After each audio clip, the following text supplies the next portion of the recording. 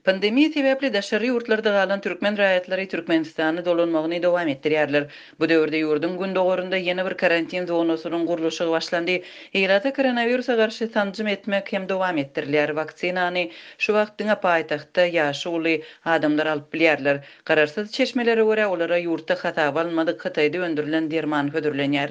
Türkmenistanyň gündogorundaky karantin zowluklarynda adam köp. Bu meselede häkimetler COVID-19 hastalary üçin bar bolan zowluklary giňeltmek we täze ýetgalary gurmak üçin çäreleri görýärler. Bu arada 24 martda habar beren habarçylarymyz Libap ýylaýatynda 4-nji karantin zonasynyň gurulşynyň başlananlygyny aýtdylar. Bu ýetga çärje etrawynda ýokunç keseller hasahanasynyň çäginde ýerleşýär. Häzirki wagtda hasahananyň çäginde köp sanly harby çadyrlar gurulýar. Karantin zowlugynyň aprel aýynyň başynda işe taýýar bolmagyna garaşylýar. Häkimetler mart aýynyň ortalarynda bu regionda karantinleri giňeltmek we şertleri gowulandyrmak kararyny elan edipdi. 15 martda Libap ýylaýatynyň häkimi we ýurdun saglyk ministriniň orunbasary Amaderýanyň kenarynda Odaldaşar ýurt gurulşy kampaniýasy tarapyndan ulanylan binalarda ýerleşýän 500 adamlyk uly karantin zowlugyna baryp şertleri bilen tanyşypdy. Libap ýylaýatynyň Saglygy saklaýyş idaralaryndaky çeşmelere görä häkimetler sebitdäki karantin zowluklaryny 7000 adama çenli giňeltmegi planlaşdyrýarlar. Azatlyk radiosy sebit administrasiýasynyň wekillerinden we ýerli saglyk işgärlerinden bu barada resmi taýdan maglumat alyp bilmedi. Karantin zowluklarynda ýerleriň ýetmezçiligi Türkmenistanyň raýatlaryna we ýurda gelýän daşary ýurtlara da täsiri bar. Kanuna görä ýurda gelýänlerden 3 hepdelik karantinde bolmak talap edilýär. Çeşmelere görä zerur infrastrukturanyň ýokdugy sebäpli häkimetler ýurda gelýän adamlaryň sanyny çäklendirýärler. Azatlygyň sebit idaralaryndaky çeşmelerine görä 23 martda gün ortan Türkmenistanyň 50 raýaty Özbegistanyň gelipdir. Olaryň 45-i student. Özbegistandan Farab serhedinden geçip gelen türkmen raýatlary Türkmenawadyň esasy karantin zowlugyna ýerleşdirilipdir. Ondan 19 martda Türk howa ýollary tarapyndan getirilen Türkmenistanyň 14 raýaty hem Türkmenawatda karantina ýerleşdirilipdi.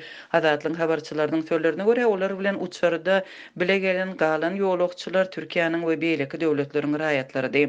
Bu aralykda ýurtda koronawirusa garşy vaksinasiýa dowam etdirilýär.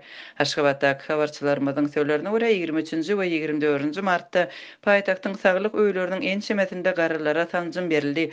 Tanjym üçin Hytaýyň Verocell vaksinasy ulanylýar. Ondan öň bu vaksina saglyk öýleriniň işgärleriniň arasynda şepagat uýalaryna we arasaçylyk işgärlerine şeýle hem dermanhanalaryň işgärlerine berildi diýip habarçymyz aýdýar. Türkmen häkimetleri bu arada resmi maglumat bermeýärler. Türkmenistanyň kronikasy gararsyz neşrine görä vaksina 70 ýaşa ýakyn adamlara berilýär. Adamlar vaksina etmekden ýüze öwrüp bilerler. Neşir Hytaýyň Sinopharm kampaniýasy tarapyndan öndürilen we Türkmenistanda hatawa almadyk Verocell sanjymynyň ozal 70 ýaşdan uly raýatlara edilenligini belleýär.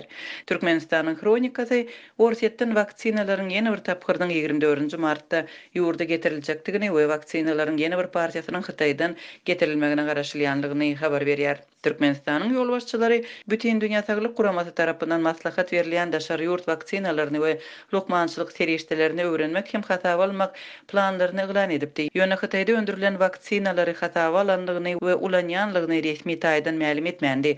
6 martda Hytaýyň telewizionyny Hytaýyň vaksinalarynyň Türkmenistana iýerilenligini habar berdi. Şu wagtda çenli Türkmenistan diňe rus sanjymlaryny resmi hatawa aldy. Ýurdun häkimetleri koronawirusyň bardygyny inkar etmegini dowam etdirýärler. Döwlet habary beriş serişdeleri global koronawirus pandemiýasy onuň ýurtdaky ýagdaýa täsiri häkimetleriň COVID-19 ýaýramagynyň garşysyna görýän çäreleri we vaksinasiýany ulanmagy barada habar bermeýärler. Hökümet ýylyň dowamında koronawirus alamatly keseliň ýaýramagy, ölüm derejesiniň ýokurlanmagy, lokmançylyk kömeginiň hiliniň yaramazlaşmagy we ilatyň aglaby böleginiň ýaşaýyş derejesiniň düp götürüp kesilmegi ýaly problemalary düpden agzamaýar.